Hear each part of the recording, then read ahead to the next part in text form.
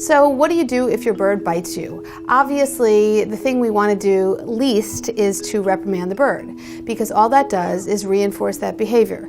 It's our natural behavior when a bird bites to put the bird down or try to fling the bird down, which can be very dangerous for the bird, and then yell at that bird, don't do that, and no, and all that does is reinforce to the bird that if he or she bites, wow, then I get all this attention, so I'm going to keep biting. That brings me more and more attention. My owners pay attention to me. That's a great way to get attention, and that's really the last thing we want to teach a bird.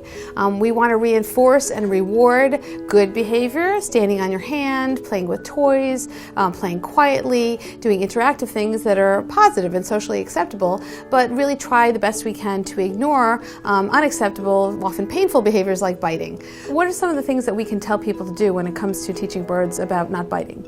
Well, I would say, as you mentioned, loud noises is a bad idea. I can't tell you how many birds I've met that will bite someone and then yell, ow, no bite. Exactly. So they've learned it as a behavior and as a trick, and they get a yell out of their owner when they bite them.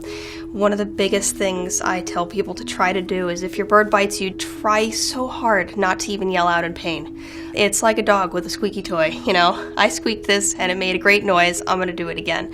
Just simply, if they bite you, take them, put them down, and walk away. Oftentimes, just the association of them losing your attention when they bite you is enough for them to learn that maybe it's not such a great idea. Right, it's like time out with a child. It's time out from positive reinforcement. If it's reinforcing to stand on your hand to be with you and they bite you, then you put them down and they don't get that attention. You just don't want to encourage it. And if there's a way that you can anticipate when an animal may bite, when a bird is getting ready to bite, like if you put the bird back in the cage and he or she doesn't want to go back in the cage if you're leaving the room, then make that bird have things available that they can do with their mouth so that they don't bite you. They can't eat and bite, they can't shred toys and bite. So if you can preempt the behavior from happening, regardless of what the behavior is, biting, screaming, and you can provide some sort of distraction for your birds so that they don't bite, it's better to actually avoid the entire situation than to get into a punishment type of situation if a bird should bite.